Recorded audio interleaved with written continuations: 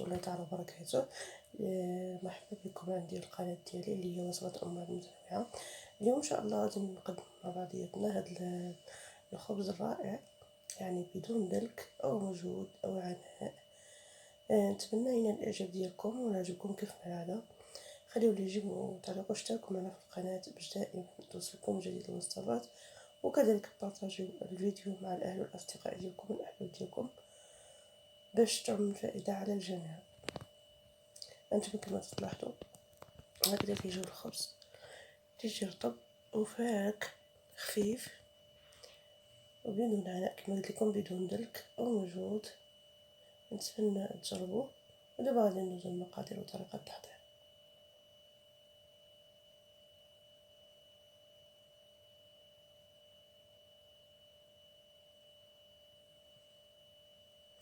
غادي نحتاجو لهذا الخبز هذا.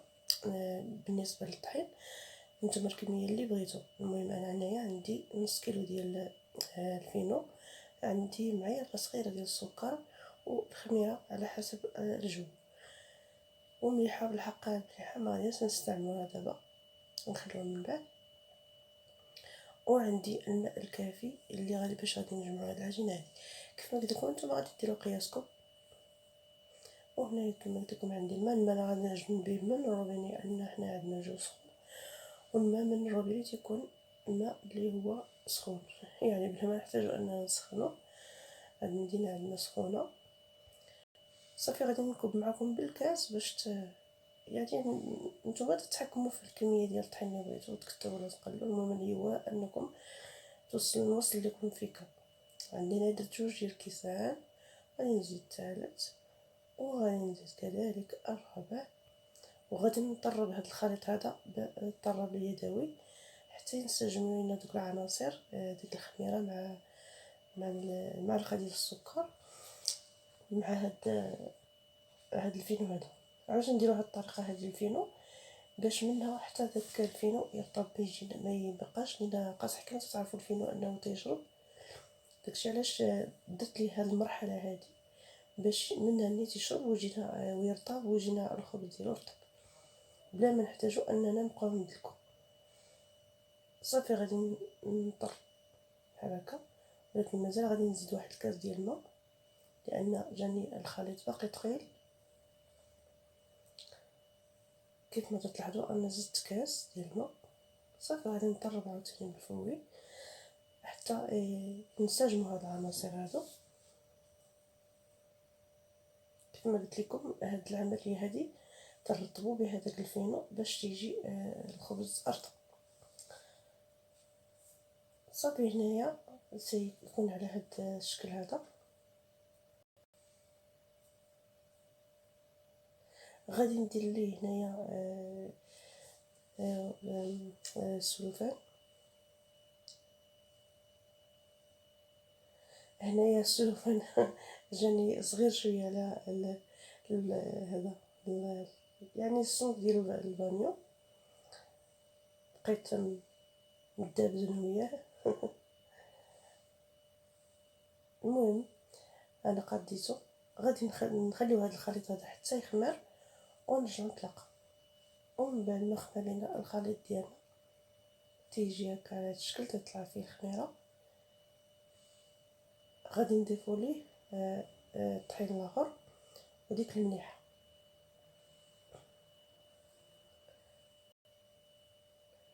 غادي نضيفو ديك الملحه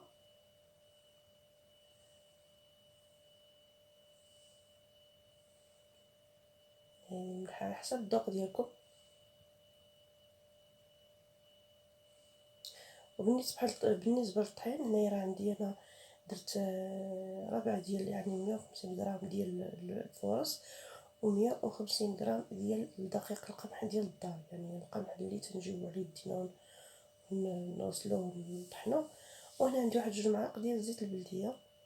هنايا الطحين عندي راه غادي واخا القمح ديال الدار مغربل، ولكن غادي نعاود ليه التغربيل.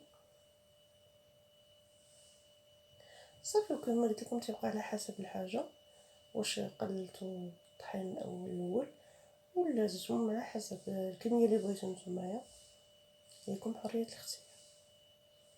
هنا غادي نغربل هاد الطحين شويه بشويه كيما تلاحظوا. المهم انه تكون عندنا العجينه ما مرخوفاش وما قاصحاش، يعني تكون عندنا واحد العجينه اللي هي لينه باش حتى الخبز حتى هو يجي نرطب. صافي دابا غادي نحرك بيدي، غادي نجمع هذا الخليط هذا كما تلاحظوا. ها هي العجينه عندي تجمعات.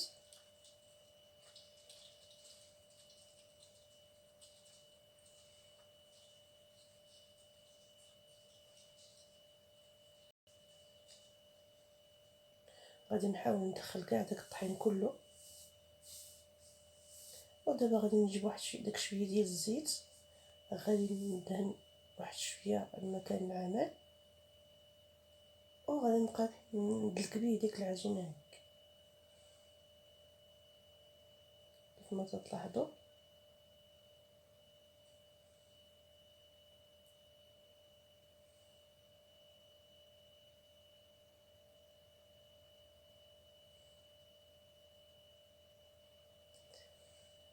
كما قلت لكم هنايا انا مشيت غسلت يدي ورجعت، غادي نبقى ندلك هاد العجينه هذه داك شويه ديال الزيت، ومره غادي نرش واحد الرشيشه خفيفه ديال الفورص، ونبقى ندير داك الزيت وشويه ديال الفورص حتى تتجمع لينا العجين ديالنا كما تلاحظوا. شويه ديال يعني 2 معالق ديال الزيت البلديه هي باش دهنا هاد العجينه. كيف ما تلاحظوا راه ما درناش شي عناء في الدليك ولا شي حاجه، راه غير تنديها ونجيبها باش ينسجم لينا داك الطحين اللي درنا في الاخير. هانتوما كما تلاحظوا هنايا غادي نرش واحد الرشيشه ديال الفورص صافي، تنبقى نديها ونجيبها حتى تتجمع عندي العجينه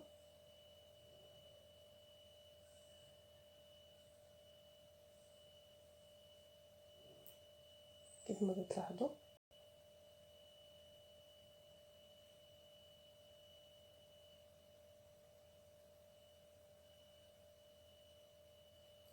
صافي غادي نعاود نزيد داك شويه ديال الزيت اللي بقى عندي صافي، هي العجينه واجده. صافي غادي نديها ونجيبها في هاد الزيت هذا صافي، يعني ماشي ما بقاوش يعني نديرو داك المجهود ديال الدليك. 5 ديال الدقائق ما نفوتوهاش.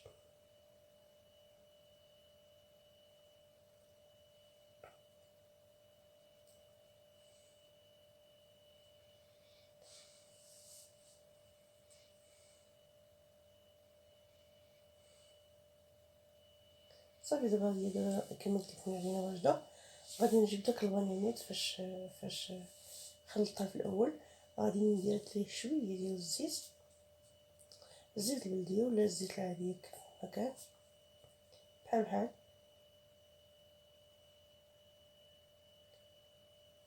هانتوما كما تلاحظوا.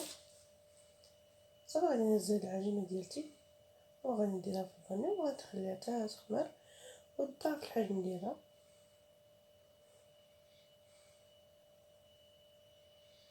صافي غادي نغطيها بواحد البلاستيكه ونغطيها بالمنديل ونخليها حتى تخمر ونرجعو ان شاء الله.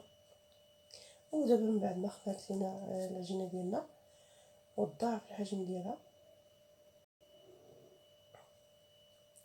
غادي نبدا نشكلو كويرات.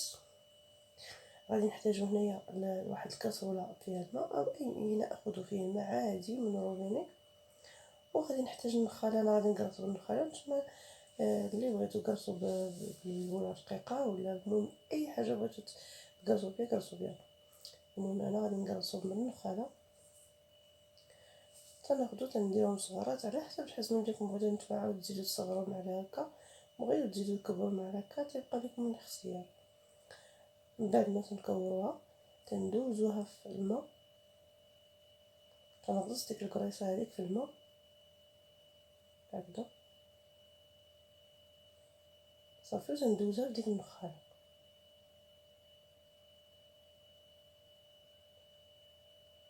تنغطيها هكا بالنخاله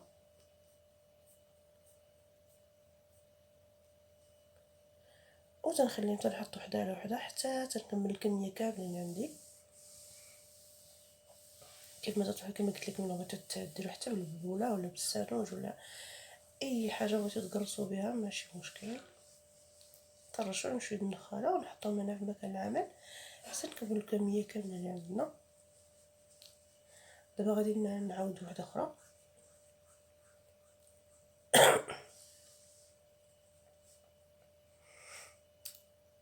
باش تلاحظوا تندوزوها في البرو، تنغطسوها في النخاله. ما تحاولوش البنات يعني تحطوها الخطا اللي تيديروا بعض الاخوات وتيقول لك تيجينا الخبز ناشف، هو ان القرصه اولا الخبزه حتى بحال هذيك النخاله فاش ربطوا البوا في النخاله تتعاود النخاله تدخل داخل العجينه وتيداكشي باش يجيكم الخبز ناشف وقاصح. حاولوا ان ديك النخاله ديروها غير بالطريقه اللي وريت لكم صافي. ودابا غادي نبسطهم واحد شويه، خليتهم حتى يعني طلقوا واحد، خليتهم اكثر من 5 دقائق اكثر. المهم حتى من اول قرصه حتى لاخر قرصه، عاد تبدا نبداو من الاولى اللي بدينا منه، يعني اول وحده شكلناها صافي. تنبدا دابا نقرصهم.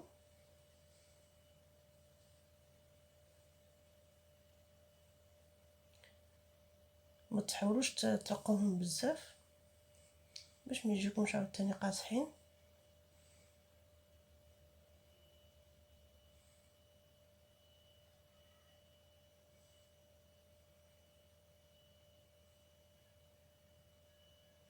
الا بداو تتلصقوا لكم شويه عاود ضيفوا شويه تاع النخاله حتى تكملوا كلشي.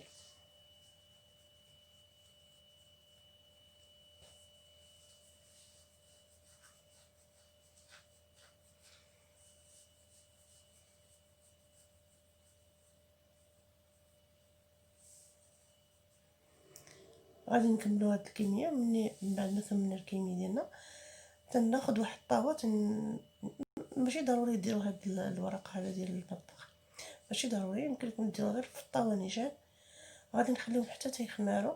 بدا اول حاجه غادي نشرطوهم بحال هكا اولا حتى تيخماروا وتقلبوهم واحد التقيبه من الوسط اللي بغيتو صافي. غادي نشرطهم بحال هكا وغادي نخليهم حتى يخماروا ونشعلوا لهم الفران. نطيبوا انا تنشعل الفران عندي غير ديال الغاز، ولكن نشعلهم من الفوق والتحت.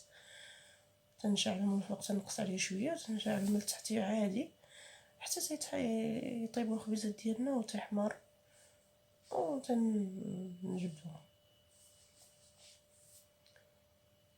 صافي. دابا نخليهم واحد شويه يطلع فيهم الخميره وندخلهم كما قلت لكم الفران. ومن بعد ما يطيبوا ان شاء الله نتلاقاو. ومن بعد ما طابوا الخبيزات ديالنا تيجيو على هذا الشكل هذا، خبز اللي هو خفيف ويعني بدون عناء. نتمنى انكم تجربوه ونال الاعجاب ديالكم. كما قلت لكم شوفوا هذا راه تقبتهم تقبتهم من الداخل من الوسط. فهمتوا تيجي الخبيز على هذه الطريقه هذه على هذا الشكل هذا. نتمنى الفيديو ديال اليوم ينال الاعجاب ديالكم. لا عجبكم الفيديو كيف ما العاده ما تنسوناش من البارطاج وخليو لي الاراء ديالكم في التعليق. وشكرا لكم والتتبع ديالكم والدعم ديالكم كذلك. والى اللقاء في فيديو قادم ان شاء الله.